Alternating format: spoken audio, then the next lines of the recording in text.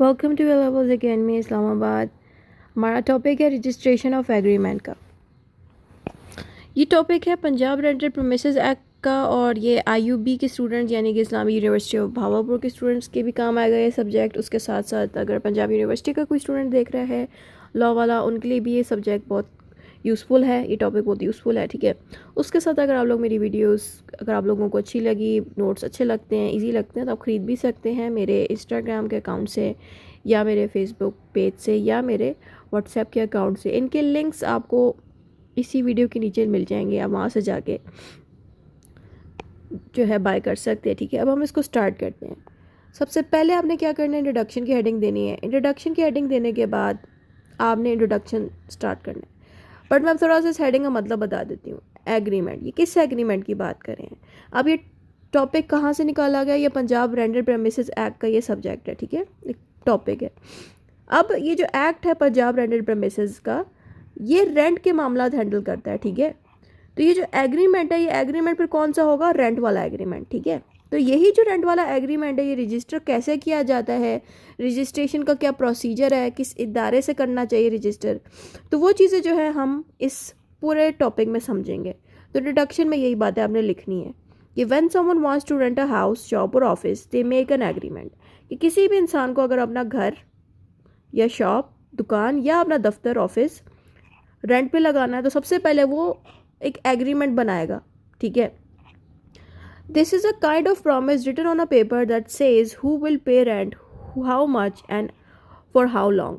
अब ये एग्रीमेंट हम क्यों करते हैं, यानी कि हम जब भी किसी बंदे को अपना घर या ऑफिस या दुकान रेंट पे देते हैं, तो हम उसको ऐसे क्यों नहीं दे सकते, हम उसे रेंट पे क्यों हम क्यों एक एग्रीमेंट बना के देते हैं, क्यों एक कॉन्ट्रैक्ट करते हैं, फिर जाके अपना घर या शॉप वगैरह रेंट पे देते हैं। उसका मकसद ये है कि जो एग्रीमेंट है, इस कागज़ के अंदर ये बताया जाता है कि मालिक कौन है, किराएदार कौन है, किराएदार का नाम क्या है, उसके कितने बच्चे हैं, क्या वो बच्चों के साथ आ रहा है या अकेला रह रहा है, ये चीज़ें बताई जाएगी। साथ में उसमें ये भी बताया जाएगा इसी एग्रीमेंट के अंदर कि रेंट कितने साल तक लिए पे किया जाएगा, कितनी क्या अमाउंट होएगी रेंट की, कौन बंदा पे करेगा रेंट, किस बैंक अकाउंट से पे किया जाएगा, यानी कि सारी इन्फॉर्मेशन, हर चीज़ की इन्फॉर्मेशन आपको इसी रेंट एग्रीमेंट में मिलेगी।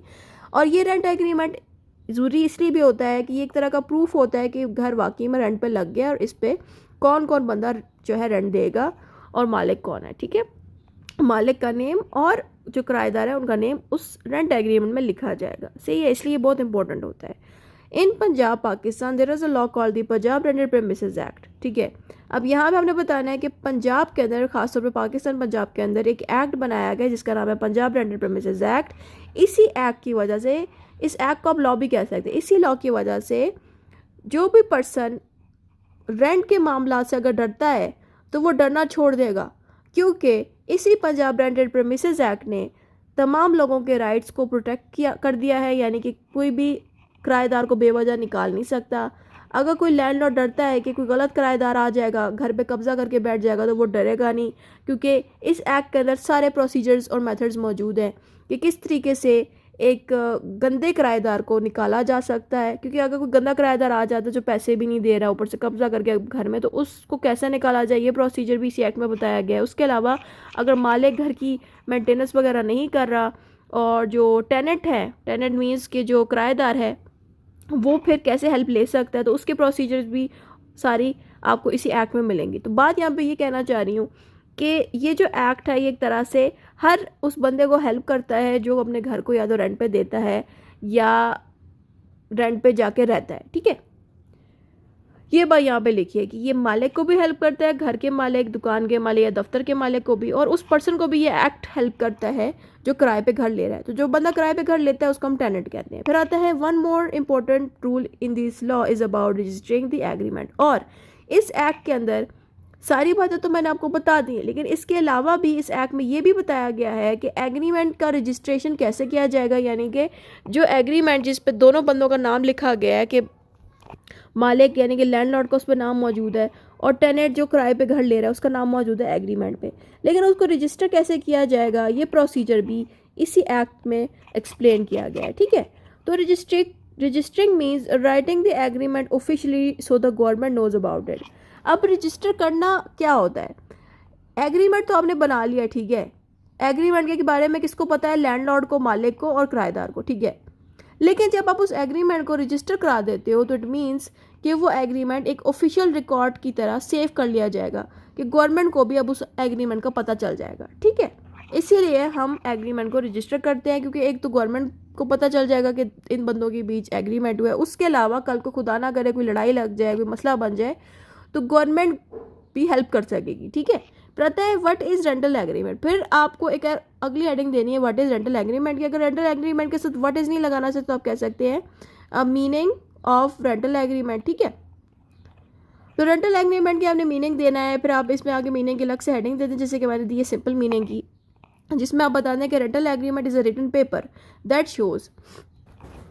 आपने बताना है कि रेंटल एग्रीमेंट होता क्या है। रेंटल एग्रीमेंट एक रिटन पेपर होता है, एक रिटन कागज़ होता है जो ये बताता है कि रेंट पे कौन सी जगह दी जा रही है, कौन सी जगह है वो जो दी गई है रेंट पे, ये चीज़ उस एग्रीमेंट में बताई जाएगी। उसके अलावा उसमें ये भी बताया जाएगा कि मालिक कौन है उस जगह का, ये भी बताया जाएगा कि रेंट कितना दिया जाएगा, कितना रेंट के पैसे दिए जाएंगे, ये भी बताया जाएगा कि how long the rental will last, यानी कि रेंट एग्रीमेंट कितने वक्त तक के लिए चलेगा, यानी कि कितने साल के लिए वो घर आप रेंट पे दे रहे हो, 1 साल के लिए, महीने के लिए, तो वो अमाउंट या वो दिन भी इस एग्रीमेंट में बताए जाएंगे। ये बातें आपने मेंशन करनी है मीनिंग में। फिर आप इसमें वाई इट इज़ इंपॉर्टेंट की हेडिंग दे दें या importance of the rental agreement की हेडिंग डाल दें, ठीक है।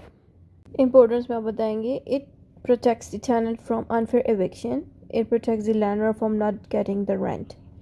इसका ये फ़ायदा होता है कि जो टेनेंट है उसको बेवजह निकाला नहीं जाएगा। एविक्शन मीन्स निकालना, अनफेयर का मतलब है कि इंसाफ के बगैर।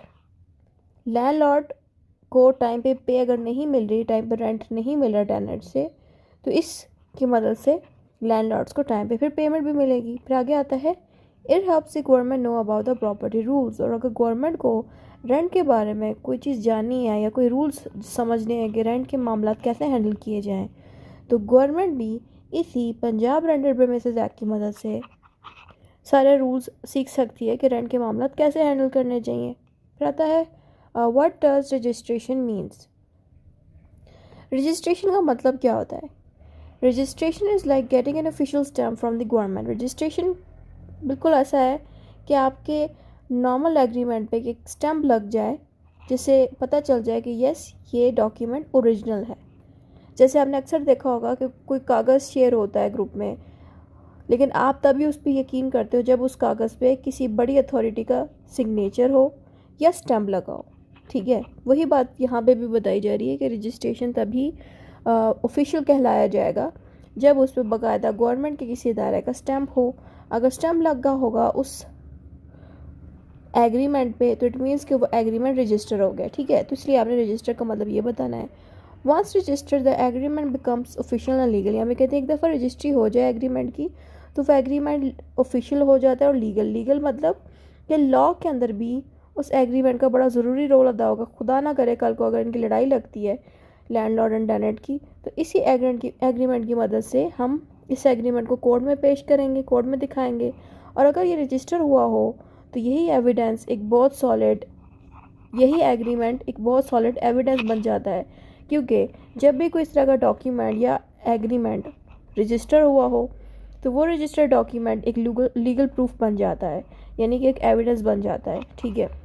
अगर कोई भी डॉक्यूमेंट या कोई भी एग्रीमेंट उठा के आप कोर्ट में ले आओगे एज एन एविडेंस, सबूत के तौर पे, तो कोर्ट शायद इतना अच्छे से इस चीज़ पे अमल ना कर रखे है कि आपका जो एग्रीमेंट है जाली भी हो सकता है। लेकिन अगर वही एग्रीमेंट किसी इदारे से आप रजिस्टर करा दोगे, उस पर स्टैम्प लगा होगा किसी अच्छे इदारे का, तो फिर कोर्ट आपके इस एग्रीमेंट को एक एविडेंस के तौर पे देखेगी भी, ठीक है, और आपको एविडेंस के अकॉर्डिंग फिर हेल्प भी देगी। फिर आता है this means if there is a problem later तो गवर्नमेंट कैन सॉल्व इट। यहाँ पे कहते हैं अगर एग्रीमेंट के मामलात, यानी कि अगर लैंडलॉर्ड और टेनेंट के बीच कोई लड़ाई लग जाए, कोई मसला बन जाए, तो यही एग्रीमेंट पे हेल्प कौन करेगा? गवर्नमेंट खुद पर हेल्प भी कर रही होगी, क्योंकि गवर्नमेंट के पास खुद ही इस एग्रीमेंट के ऊपर एक रजिस्ट्री हुई होगी, इनके पास सारे प्रोसीजर्स होंगे, सारे मामलात होंगे आपके कॉन्ट्रैक्ट से रिलेटेड, एग्रीमेंट से रिलेटेड। इसलिए इस चीज़ में गवर्नमेंट की भी इन्वॉल्वमेंट हो जाएगी। देखो जब तक आप रजिस्टर नहीं कराते तो गवर्नमेंट इन्वॉल्व नहीं होती। जैसे ही आप अपने एग्रीमेंट को रजिस्टर करवाओगे तो गवर्नमेंट भी इसमें इन्वॉल्व हो जाएगी, ठीक है। नेक्स्ट हेडिंग आती है how to register rental agreement. अब यहाँ पे हमने प्रोसीजर बताना है कि रेंटल एग्रीमेंट को कैसे आपने रजिस्टर करना है। सबसे पहले हेडिंग आती है right the agreement, include all details like the rent, duration and responsibility. जब भी एग्रीमेंट बनाया जाएगा उसमें सारी इन्फॉर्मेशन आपने देनी है कि कैसी इन्फॉर्मेशन, कि उसमें ये बताना है रेंट कितनी अमाउंट का होना चाहिए, कितने वक्त तक रेंट पे लगेगी वो प्रॉपर्टी, और दोनों पार्टीज़ की क्या रिस्पॉन्सिबिलिटीज़ हैं वो उस एग्रीमेंट में सबसे पहले तो आपने राइट डाउन करनी है, लिखनी है। Sign the agreement, both the landlord and tenant should sign, यानी कि लैंडलॉर्ड और टेनेंट, किराएदार और मालिक दोनों को साइन करना है उस एग्रीमेंट पे। Go to the register office, registrar के ऑफिस में जाना है जब आप एग्रीमेंट बना दो। Take the agreement to the local government office, ठीक है, ताकि जब आप इनके ऑफिस में जाओगे तो ये रजिस्ट्री करेंगे उस एग्रीमेंट की। पे the fee, a small fee is पे टू रजिस्टर द एग्रीमेंट। और जब भी हम इस तरह के किसी भी डॉक्यूमेंट को और एग्रीमेंट्स को रजिस्टर करते हैं तो थोड़ी सी फ़ीस लगती है उस पर, तो वो फ़ीस आपको देनी पड़ती है। Get the official copy, after registration you get a copy that is legal. अब यहाँ पे फिर आपको एक रजिस्टर्ड एग्रीमेंट भी मिल जाएगा और उसी की एक फ़ोटो स्टेट कॉपी भी मिल जाएगी, ठीक है, उसी इदारे से जहाँ से रजिस्टर किया जाएगा। फिर आता है benefits of registering the agreement. इस एग्रीमेंट को जब हम रजिस्टर कर देते हैं तो उसके क्या बेनिफिट्स होते हैं। Both landlord and tenant are protected by law. यहाँ पे आपने कहना है कि एक दफ़ा जब एग्रीमेंट बना दिया जाए, फिर उस एग्रीमेंट को एक दफ़ा जब आप रजिस्टर भी कर दो, तो फिर उस रजिस्ट्री की वजह से क्या फ़ायदा होएगा कि दोनों लैंडलॉर्ड और टेनेंट को लॉ की तरफ से डबल प्रोटेक्शन मिल जाएगी। एक तो एग्रीमेंट लिखने से भी प्रोटेक्शन मिलती कि कल को लैंडलॉर्ड और टेनेंट में से कोई गलत कर देता है तो एग्रीमेंट भी हम प्रूफ के तौर पे सामने ला सकते हैं, लेकिन अगर रजिस्टर भी हो जाए तो फिर तो डबल प्रोटेक्शन मिलेगी। उसके साथ you can solve disputes easily if there is a fight. यहाँ पे कहते हैं कि अगर ये एग्रीमेंट इस तरह से रजिस्टर हुआ हो ना, तो फ्यूचर में इनकी अगर कोई लड़ाई लग जाए दोनों बंदों के बीच, लैंडलॉर्ड एंड टेनेंट की, तो वो मसला भी जल्दी सॉल्व किया जा सकता है। It shows that the tenant is living there legally. और एग्रीमेंट होने से क्या फ़ायदा होता है कि हमें पता चल जाता है कि जो किराएदार रह रहा है वो लीगली रह रहा है। लीगली का मतलब ये है कि लॉ के अकॉर्डिंग ही उसने एग्रीमेंट पर साइन किया और उस एग्रीमेंट को रजिस्टर करा, और यहाँ पे भी उसका नाम है, रजिस्ट्री में भी उसका नेम था। तो इट मीन्स कि ये बंदा ऑफिशियल है, इसने कोई बेईमानी से किसी के घर में नहीं घुसा हुआ, बल्कि ये एक प्रॉपर किराएदार है, ठीक है। इसलिए ये बात हमने यहाँ बताई। फिर आगे बताया हेल्प्स इन बैंक लोन और other official works if needed.